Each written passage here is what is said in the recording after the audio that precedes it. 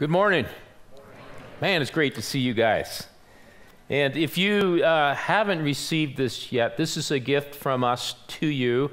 It's called Receive the Blessing. This is this Advent series that we're going through, and it's got a weekly devotional that you can use with your family. And if you have young children, you'll have to kind of interpret it in a way that they can understand. But this is a great resource for you, and I encourage you to get one of these so you can disciple your family and follow along with us.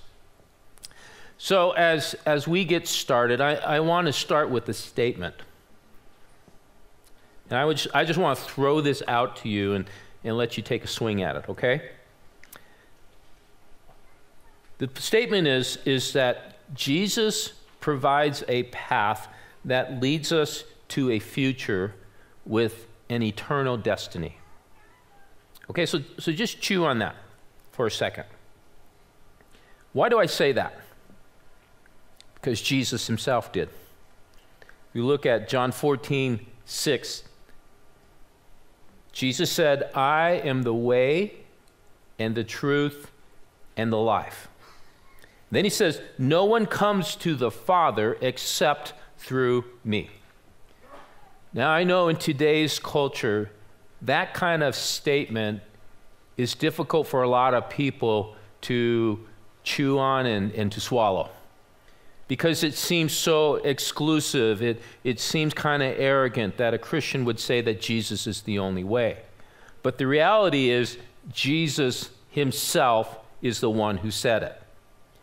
And so, considering that, what Jesus is saying is, if he's the only way, if he is the truth, if he is the life, he's got a path for us to follow. The question is, how in the world do we find that path? How do we know when we've gotten off the path? And how do we stay on the path? Years ago, in the 70s, long time ago for you younger guys, I was a mountaineering guide for Young Life Wilderness Ranch. And so my first summer there, towards the end of the summer, I have been a junior guide for a number of times. Junior by experience, not by stature.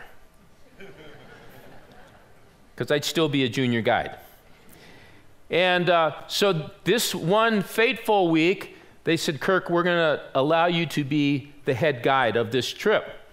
But we're putting Pat with you." And Pat was a woman who had been a guide a couple of years already and was very experienced. And so they said, "If you need anything, Pat's there to help you." I said, "Cool."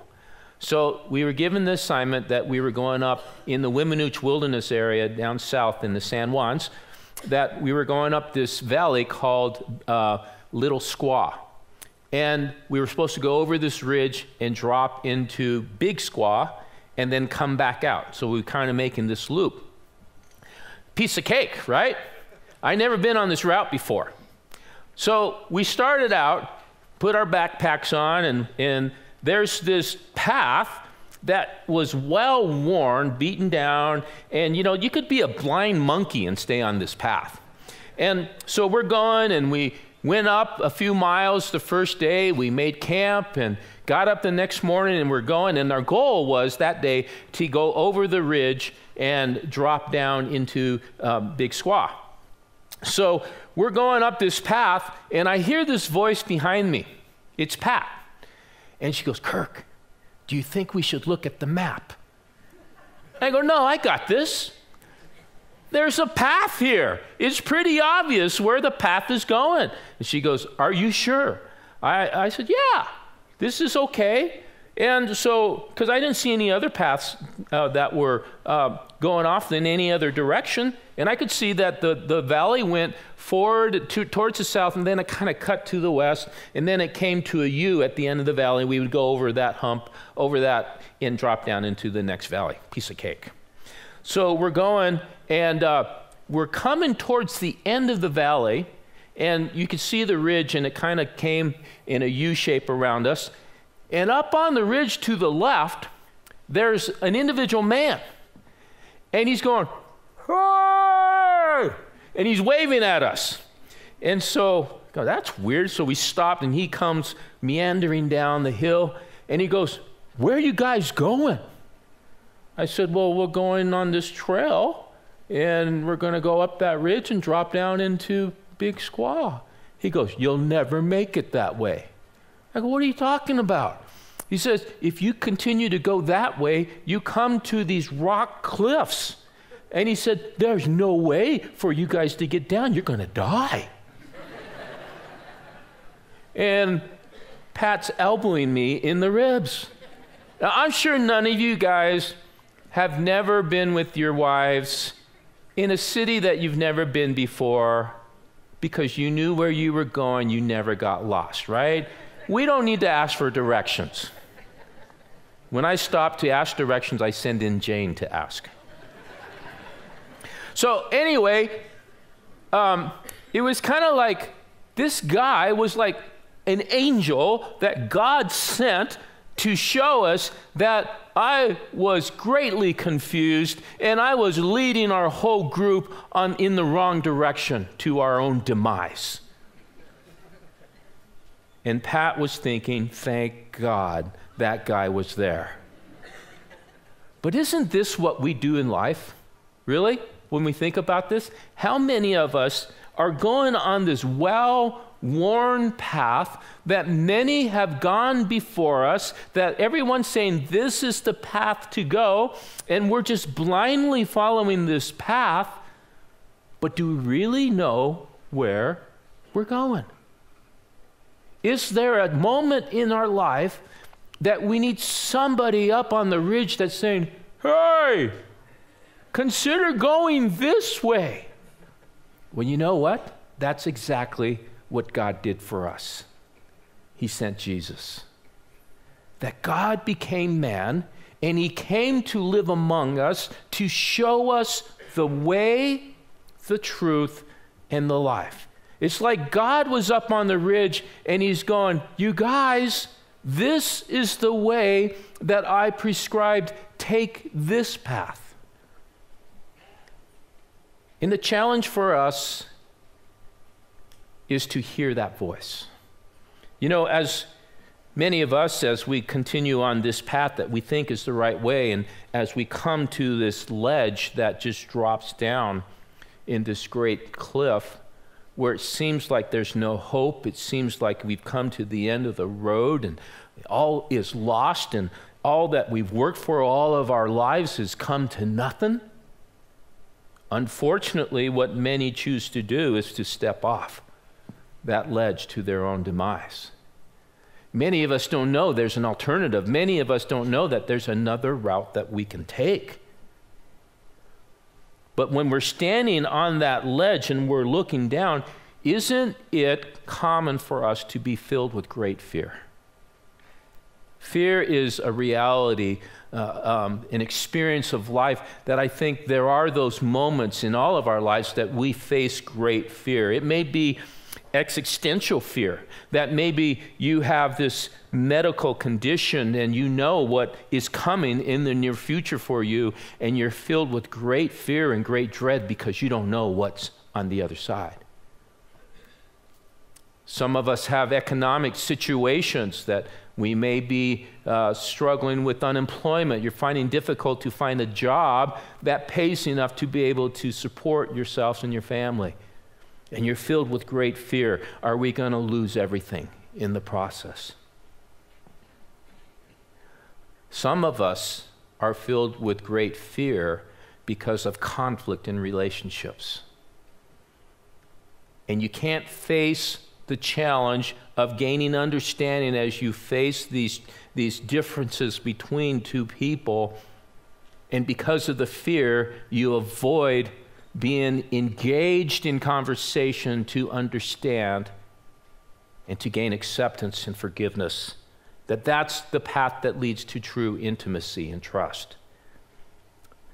So let me ask this question. When you're on a path and there's this obstacle in front of you and there's this threat, a perceived threat of conflict between you and another person, or you and a group of people, what is your usual response? What's your MO? Now, if any of you are built like me, mentally, and sorry if you are, your natural tendency is to avoid conflict. You hate conflict. Raise your hand if that's you. Probably about over half of us would raise our hand and say, you know, it's like, who in their right mind loves conflict? And so if we avoid it, we think that it will maybe just go away. But the problem is when we avoid dealing with conflict, what happens? It festers. It deepens. And what eventually happens, because we're not talking and we're not able to come to understanding, is people draw their own conclusions, and they're usually bad conclusions. And that's what oftentimes causes great division in families and in relationships. Now, on the other hand, on the other extreme, there are people that are just wired this way. You love conflict. I mean, you just want to go for the jugular. Are you like that? I won't ask you to raise your hand. But I know you're out there. You love that competitive spirit that you want to prove somebody is wrong and you're right. You love to see people grovel. But doesn't that cause division? That other people then are intimidated by you? They're repelled by you because of your sense of needing to control the situations? And it brings division in relationships. But you know what's on both sides of the continuum here? Inside of us is really fear. Because of fear, we won't really deal with reality of what's really going on between us. But it's interesting as we talk about fear. You know, fear is one of those things that I think God's wired us with, because we have this innate kind of response that God's put within us. It's called the fight or flight response, right? It's a means of survival. Unfortunately, sometimes, too many times, we tend to fight too quickly or we run too quickly. It's just like when that Christmas tree is going to fall on you. Your natural response is to run and get out of the way. If you don't know what I'm talking about, listen to my message from last week. But it's interesting. The Apostle John, who was with Jesus for 3 years, lived with Jesus, ate with Jesus, watched and witnessed everything Jesus did, listened to all of his sermons, and saw him heal the sick. He saw him cast out demons. He even saw him raise the dead. And John, in 1 John 4:18 says, "There is no fear in love, but perfect love casts out fear." Now, I don't know about you, when you hear a verse like that, it seems like, you know, in an idealistic world, I can embrace that verse. But in reality, John doesn't even know what he's talking about, because we have so many situations that we are experiencing this primal fear within us, don't we? I mean, let's just be realistic. Fear is a reality. Anxiety is a reality in all of our lives at specific moments. But what John was saying here is that Jesus is the way to experience the Father's love. Like that guide up on the hill that's telling us we were going in the wrong direction, Jesus came to give us a new direction, and that direction points to the Father. And so to appreciate Jesus' words about him being the way, the truth, and the life, we have to understand the context of what was happening at the moment that Jesus said this to the 12 disciples. And this gives us a greater understanding to help us to embrace this. Previous to this, in John 13, Jesus is with the fellas, the 12 apostles, disciples, and he's having what's called the Last Supper with them. This is the night that Jesus would eventually be betrayed by Judas, one of the 12 disciples. This is the night that Jesus would be arrested. This is the night that Jesus would be taken before the religious council and given this mockery of a trial, and then eventually sent to Pilate to be crucified. So at this moment, as they're at this dinner and they're partaking of the Passover meal, and they call it the Last Supper because it was Jesus' last supper in his physical body with the disciples before he was crucified.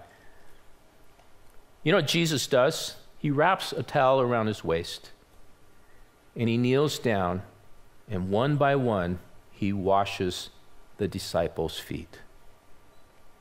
In our day and age, it's hard for us to understand and embrace the impact of that. But these guys walk around in sandals and dirt and animal feces and so forth. And a person that would kneel down and wash a person's feet is usually the lowest position of a servant. That's what your job would be. Jesus would choose to do this, and then he tells the guys, now you guys go and serve one another as I just served you. He's given them a different path here. You see that? And then he says to love one another as I've loved you. A different path. And then he tells them, I'm going to be arrested. I'm going to be betrayed by one of you. And then he says, and it's you, Judas. And then he says, Judas, go and do what Satan has put in your heart. Now here's the deal. As this is going on, we have to understand this, because this is very critical theologically for us to understand. Jesus was in control of this whole situation. The whole thing played out exactly the way the Father intended it to, because Jesus came for a reason. He came for a purpose. The purpose was to show us a different path, but eventually the purpose was that Jesus would give his life on the cross for us. He allowed it to happen because he came to die. He came to sacrifice his life on the cross for you and for me, so that through the blood that he shed, the sins of the world can be washed away completely. That's what John is talking about in 1 John 4. That's the perfect love he's talking about. The perfect love that Jesus would be God that became man in order to die on the cross for us. That's why Jesus is the only way. And that's why he's up on the ridge of life and saying, hey, follow me because you're on the wrong path. So that's the background of what's happening. That's the setting where Jesus now in John 14, verse 1, then he gives him the statement, because if you and I were in this room, consider you had just thrown away everything you have. You threw away your career. You threw away everything to follow this man. And now he's saying he's going to die. Now he's saying he's going away to another place. What would you be feeling inside? And with that, Jesus says in verse 1 of John 14, let not your hearts be troubled. Believe in God, believe also in me. He's telling them, believe in me, you believe in God. You see me, you see God. Then he says, in my Father's house are many rooms. If it were not so, would I have told you that I go to prepare a place for you? And if I go and prepare a place for you, I will come again and will take you to myself, that where I am, you may be also. And you know the way to where I'm going. And Thomas said to him, this would be me. Lord, we do not know where you are going. How can we know the way? If you're going away, Lord, we've been with you for 3 years. If you go away, how are we going to know? There's no internet, Jesus. And Jesus said to him, I am the way and the truth and the life. No one comes to the Father except me. If you had known me, you would have known my Father also. He's making that claim right here that the Father and I are one. And he said, from now on, you do know him and have seen him because you see me. It's what Jesus is saying. That Jesus is the incarnation of God the Father who became man in the flesh and lived among us through his Son, Jesus Christ. And so the way we see the Father, the way to the Father, is through Jesus. That's what he's saying here. And so these guys, at this Last Supper, I can only imagine the confusion. Like, Jesus is crazy talk. What do you mean you're going away? You're supposed to be on the throne in Jerusalem, in the temple, and we're going to rule the world together. You can't go away. What do you mean you're going to die? You're the King of Kings, the Lord of Lords. You can't die. That's like stupid. Jesus, what are you talking about? And if you go away, who's going to protect us? Wouldn't you be filled with fear? Wouldn't you be confused? This is exactly what I think these guys were probably feeling. But Jesus assures them. He says, dudes, don't worry. I got this. But what he's doing ultimately is he's totally changing their paradigms here. He's saying, guys, I've been talking about this for 3 years. You're going to get this. I know you're in process. I know you're slow like this guy Yamaguchi that's coming after you. But you're going to get this. And he says, here's the deal, guys. You got to start looking in a different direction. You've been following this path in the world, but he's saying, look up. Your focus needs to be on a different kingdom. Your focus needs to be on the kingdom of heaven and not the kingdom of this world. That's what he was talking about. He's going to another place. He's preparing a place for them. What is that other place? It's the kingdom of heaven. And you start living and building and investing your life in that instead of the world, all of a sudden we start to get it. And life changes totally for us. And one of the great benefits of being able to be a pastor of an amazing church like this is the amazing people that I get to meet and hear their stories. And there's this young man that we've gotten to know. His name is Davis Kinney. And I love what God has done in this young man. And so I asked him to come in last week and we interviewed him and videoed his story. I think this will really inspire you. Let's go to the screens and listen to Davis. I'm here with Davis Kinney. Everyone say hi to Davis. And Davis is a senior at Colorado Mesa University. And Davis, I so appreciate you coming here to share with us. And Davis, can you tell us what initially brought you to CMU? So initially I came to Colorado Mesa University on a golf scholarship. I had opportunities to go elsewhere for academics, maybe bigger, more prestigious schools, but I really wanted an opportunity to play. And the coach really reached out to me and really emphasized that I'd have an opportunity to play right away. And that was a really big priority of mine coming in. And I wanted to get that opportunity to come in and experience college athletics. So that was a big factor. So did you have a longer goal of maybe someday seeing if you could make the tour? I kind of did. I didn't think at that point that I was ready, like with my game and where I was at, that I would be good enough because there's so many good players out there. But it was definitely an aspiration of mine since I was young. Okay. But something happened when you came here where Jesus got a hold of you. How did that happen? Yeah, well, like I said, I thought I came here for golf, but Jesus definitely had other reasons. So I met one of my buddies, Sean Robbins, on the team, and he was very strong in his faith coming in, and he kept nagging me to come to church with him or come to Young Life. And finally I just started coming, and I had understanding of who God was because I'd went to Catholic school and Lutheran school for a long time. Okay. But I never had a relationship with Jesus. I thought he was very distant. I didn't have any hope. And slowly but surely, there wasn't like a crazy aha moment, but just slowly but surely, Jesus kept creeping his way to my life. And I gave my life to Christ November 2012.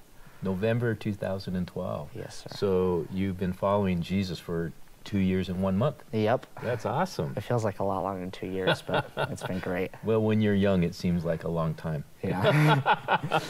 Now, because of that, something shifted also in your desires and goals for golf. What happened? Yeah. So the summer before my junior year, so that was summer 2013, I was practicing really hard. I was really confident coming into the season, like really wanted to compete. Hadn't played my best the past 2 years, but I was feeling the best about my game I ever had.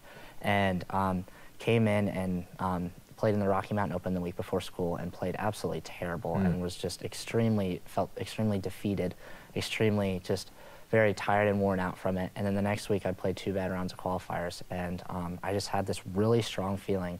I didn't understand it, but something was just telling me, Davis, you need to step away. This is not doing you any good.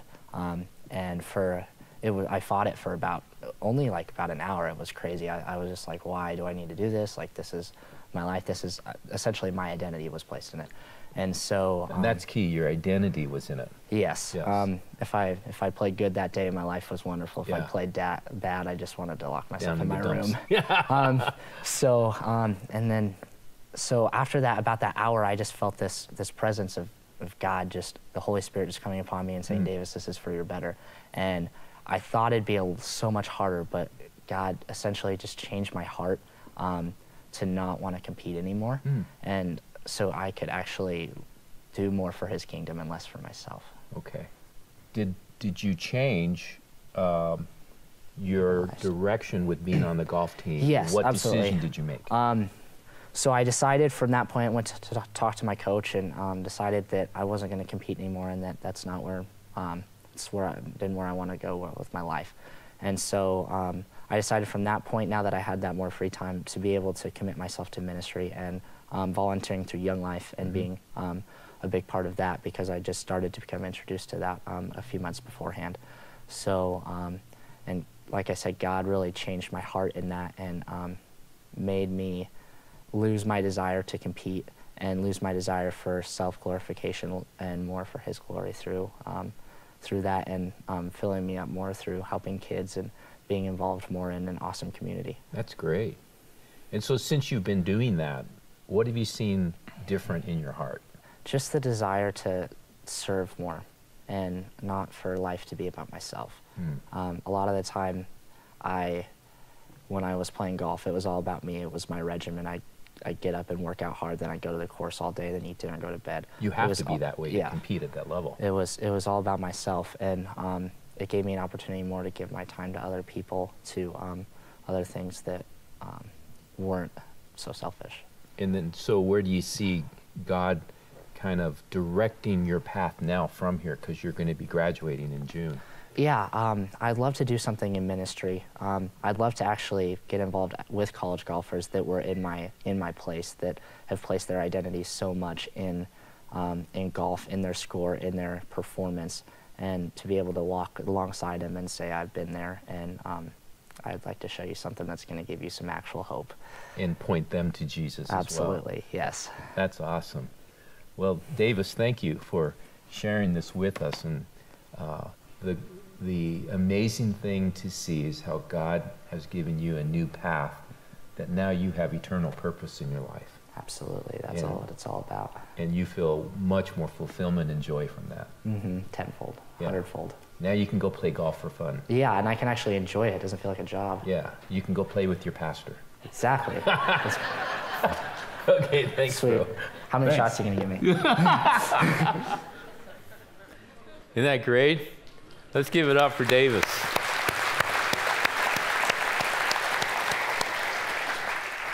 See, David was walking down that path of following his heart, of wanting to excel in the game of golf, but Jesus called him. And as he turned and started following Jesus, everything changed. Now, does that mean you should all quit your jobs and go into full-time ministry? You know, if that would happen, nobody would be in the marketplace being a light in the darkness. But maybe God would say, I want you to start following a path of following me and watch what happens. Because one of the things that happens is Jesus is the way to experience a fearless heart. In today's world, if you watch the news, at all, you just walk away being depressed, right? So many of the pundits today are saying things like, the dollar is going to collapse in the next couple of months.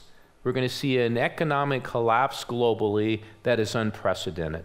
And then we add to that the conflict of things like ISIS and Afghanistan and North Korea that have nuclear capabilities, and you throw that in the mix together, and what we have is this threat of another world war.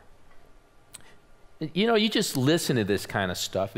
It could be easy to be filled with a lot of fear and anxiety.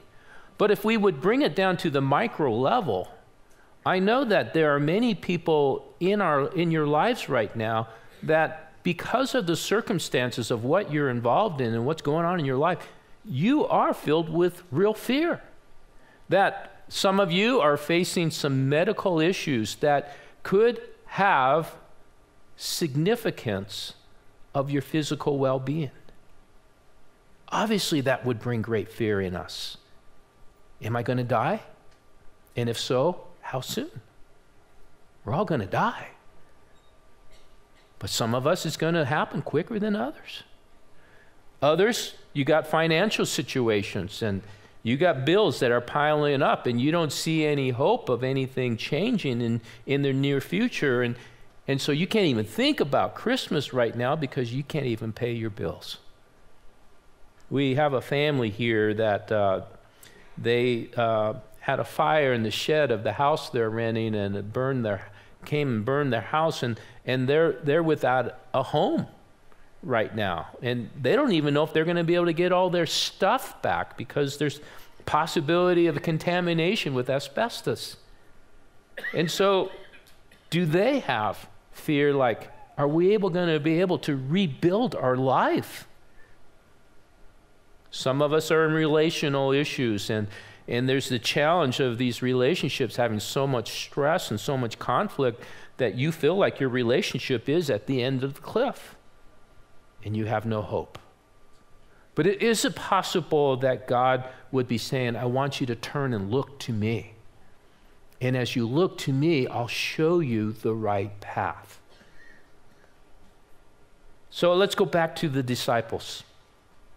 On that fateful night, when within a matter of hours, their whole world was going to collapse in on them as Jesus was arrested and as Jesus was taken to the religious leaders. And, you know, Jesus told Peter, he said, in fact, Peter, you're going to deny me 3 times tonight before the rooster crows. And Peter said, I'll betray you, Lord. I'll die for you. And sure enough, when Jesus was being questioned by the religious rulers, Peter walked up kind of off to the background, and someone noticed him and said, hey, you're one of Jesus' followers. And he denied it 3 times because they were filled with great fear and trepidation, because it would be easy to conclude if they're going to arrest Jesus and they're threatening to send him to Pilate to be crucified, we be next. Wouldn't you be filled with the same fear? But something changed. Something happened over the years that eventually the Apostle John, who was with Jesus in that fateful Last Supper that saw Jesus arrested, crucified, and put in the grave, something changed in John. That years later, as he was arrested and banished on this rock called the island of Patmos till death, something changed in his mind that he could now write his letter in 1 John chapter 4, verse 18. And now he says, there is no fear in love, but perfect love casts out fear. What is he talking about? Look at, he says, for fear has to do with punishment, meaning judgment. And whoever fears has not been perfected in love. What he's saying is, John knew that he knew that he knew that he was now on the right path.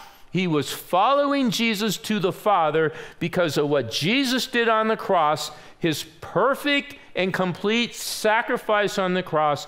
All of his sins were forgiven for eternity's sake, and he knew where he was going. He had an eternal perspective. He was focused on the kingdom of God now. And so he said, you know, I've lost everything in this world. I know that death is near, but it doesn't matter because Jesus has gone and prepared a place for me, and I will soon be there because of his perfect love for me. His perfect love that was demonstrated on the cross. Isn't that hot stuff? This is what changed in John. And so that's what allowed him to now say, you guys, chill out. You don't need to fear anymore. Yes, things may come to a cliff in this life, but Jesus is going to lead us on another path to eternity and his kingdom. And so in this world, in this life, we have to understand that if we've been following this path that is well beaten and worn in front of us, that many have gone before us, God is saying, hey, dude, look up. And as we look up to Jesus, he's saying, now follow me, and I'll show you the way and the truth and the life. You see, that, my friends, is when we are able to live a life that is free from fear and anxiety. Thank goodness for that man who came down and showed us a different path to go so that I didn't lead our group over the edge. The third thing is that Jesus is the way to experience a destined life. That's what we saw in the testimony of Davis. His golf was his path he was following, but as Jesus has called him, now he's following Jesus on this new path. Won't it be fun to see where God leads Davis in 5-10 years as he's starting to follow Jesus instead of a game? What are the things in your life that are creating anxiety? We live in a community here in Grand Junction where many people are standing on the edge, and unfortunately too many people are taking that step off and ending it all because they think there's no other alternative. They have no hope of a different course to take. What would happen if everyone in this room understood that the new direction that God's given you is to follow him, to help people that are on the edge to say, hey, there's another path that you can follow. Follow me and I'll show you to Jesus. You see, that's when our life gets purpose and gets destiny. What would happen if you are a mother of young children? If God says, now follow me, and what he's saying to you is, your calling in life is to instill the love of Christ into the hearts of your children. And your calling in life is to love the friends that your children brings into the home and that you share Jesus with them. And then your calling is to love your children's parents and love them and lead them on a different course of following Jesus. What an amazing thing that God gives you a missional purpose in your home, that your home is your mission field. Holy cow, could we change this community together? What if you were working in the oil fields and you're working from 6 in the morning till 6 at night, 14 days later. That's what it's like for you guys. I don't know how you do it. But what would happen if the Lord said, while you're out in the oil fields, in the gas fields, that is your mission field. Those guys you're working with, I'm sending you to them to be the light in the darkness. And you love and you serve those guys like no other guy is doing because you're trying to help them to see that Jesus is the way to follow. Would that change your perspective on work? Absolutely. You see, that's what Davis found. Because when we follow Jesus, he leads us on a different path, a path that has a destiny, a path that has an eternal purpose. That's when we find this abundant life that Christ is inviting all of us to join in on. And here's the deal, as I invite Tim and Paul up. You don't have to be in full-time ministry to find purpose. In fact, you are able to meet people and connect with people in a missional way that I will never meet because of where the Lord places you in your day-to-day activities. And the Lord says, I want you to follow me and find purpose in where you are, that I'm placing you there so that people can find me, meaning Jesus. That's when this path takes us where we start seeing I'm living for eternity and not for myself. That's what he's calling us to. That's when we find the great assurance of knowing I'm following Jesus to the Father. I'm following Jesus because he's preparing a place for me, and I'm following Jesus and trying to invite as many people to join with me on that same path. That is the path that Jesus said very few will follow. This path is easy. It's wide. It's very well able to find, but it's the wrong path. The path to follow Jesus is narrow. The path to follow Jesus sometimes is very difficult, but it's the good path because we know where we're going. Do you know where you're going? Now here's the deal. If you are here today and you've been on this path because this is the path the only path that you've known, and it's the path that you think everyone's saying you should go on, maybe the Lord is now up on the ridge and he's saying, hey, look to me, follow me. Maybe today is the day that you turn and you see Christ and you start to follow him. I encourage you to start pursuing Jesus. Read the Gospels, Matthew, Mark, Luke, and John, and get a hold of who Jesus is.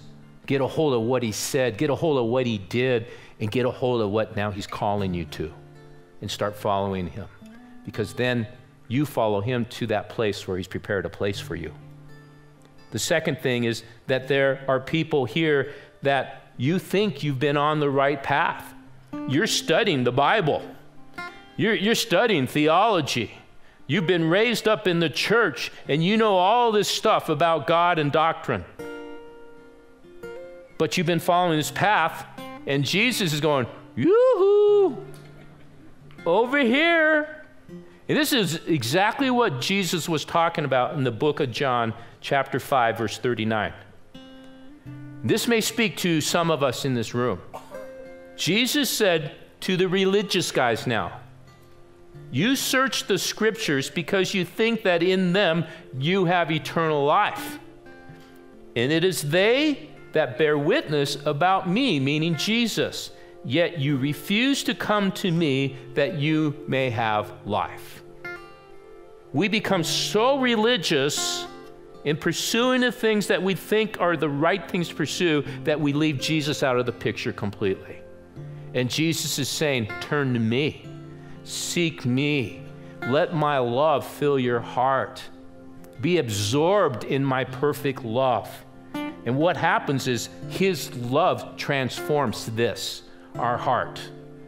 We have religion up here, but we don't have Jesus here. Is today the day that you say, Jesus, forgive me.